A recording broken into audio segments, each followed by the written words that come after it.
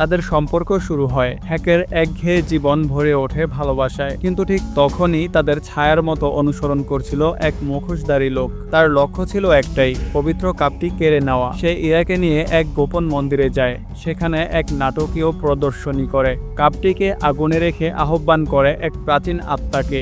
আর তখনই পবিত্র কাপটি রূপ নেয় এক তলোয়ারে। ঠিক তখনই হঠাৎ করে হাজির হয় সেই মুখোশধারী লোকটা।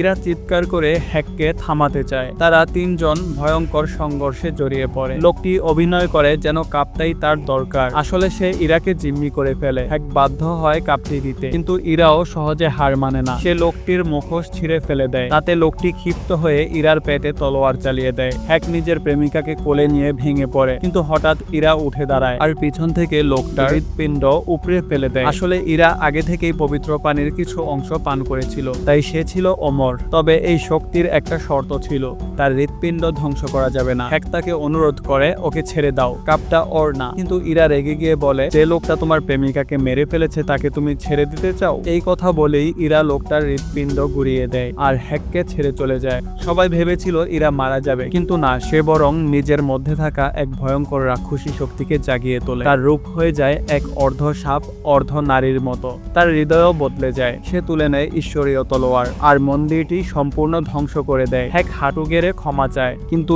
ইরা আর শুনতে চায় না কিছু। শেষ দৃশ্যে দেখা যায় ইরা নিজেকে প্রতিষ্ঠিত করে এক অন্ধকার সাম্রাজ্যের রানী হিসেবে।